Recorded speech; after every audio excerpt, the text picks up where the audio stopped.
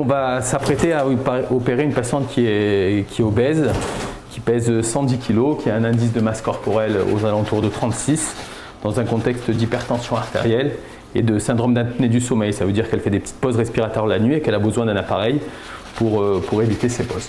Donc on va lui proposer une réduction de l'estomac, ce qu'on appelle une sleeve gastrectomie.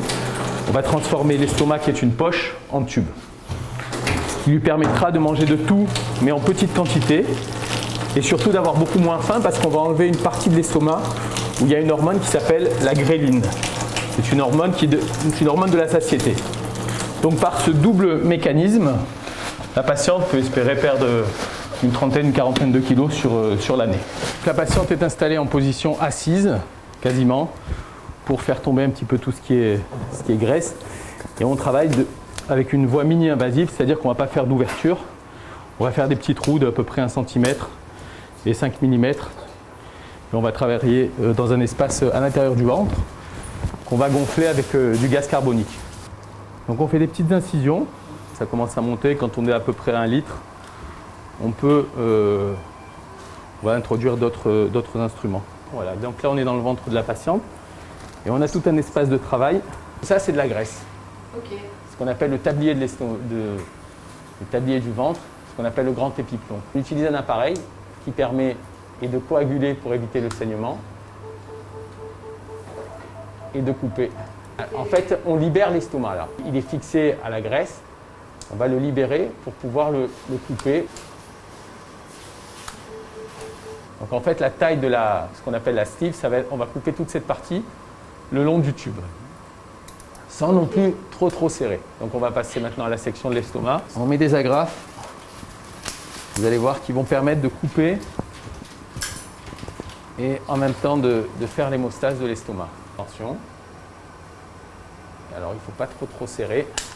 Voilà, donc là on a fermé. On vérifie derrière. On a le tube ici, là. Alors le bas, il ne faut pas trop le serrer parce que si on rétrécit trop l'estomac, les gens vont avoir un petit peu vraiment de réelles difficultés à s'alimenter. On attend un tout petit peu que...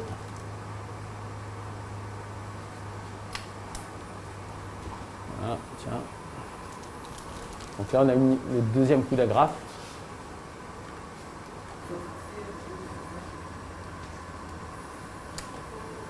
Voilà. Donc l'estomac, vous avez vu, est complètement libéré. Maintenant, on va devoir le sortir du ventre. On va élargir un petit peu le trou en mettant des ciseaux à l'intérieur. Saisir l'estomac qu'on doit enlever par le bout.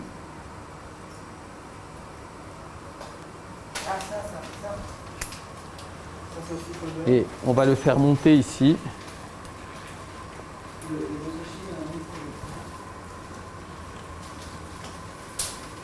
Et là, il sort. Et on procède à ce qu'on appelle, on va dire, le petit accouchement de l'estomac. Donc on le tire en faisant attention de ne pas le déchirer. C'est les morceaux qu'on a enlevés. Vous voyez? Hop là. Tiens, vas-y, tiens, comme ça.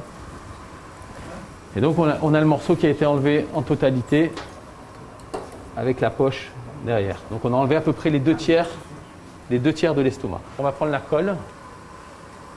On prend le maximum de précautions. Donc c'est un nouveau procédé qui permet de mettre... Il faut l'appliquer tout doucement, hein, c'est ça, hein? Ouais, tout doucement, ouais, le long de la ligne d'agrafe. L'intervention est terminée, il reste juste la peau à fermer. Ah, de quoi? Donc la chirurgie de l'obésité, ça s'adresse aux patients qui ont un indice de masse corporelle, qui est une petite formule très simple qui divise le poids par la taille au carré. Donc quand cet indice est soit supérieur à 40, soit entre 35 et 40, avec ce qu'on appelle des comorbidités. Ce n'est pas la facilité de se faire opérer rapidement pour perdre 20-30 kg, parce qu'on sait que plus tard, les patients vont reprendre ce poids. Donc ça nécessite un suivi de minimum 6 mois, un suivi nutritionnel, diététique, psychologique, encadré par une équipe multidisciplinaire qui va, entre guillemets, préparer les patients à ce type de chirurgie. C'est-à-dire que les patients vont avoir plusieurs consultations, vont également avoir des examens médicaux pour détecter les complications, et on va leur demander également de modifier leurs habitudes alimentaires, de faire un petit peu d'activité physique pour que pendant ces 5 à 6 mois, ils aient perdu quelques kilos, ce qui prouve qu'ils ont intégré les changements nécessaires à la réussite de l'intervention. Et 6 mois après, on va se réunir et on va valider l'intervention entre nous en réunion pluridisciplinaire. Puis, on demandera l'accord à la sécurité sociale et ensuite les patients pourront être opérés.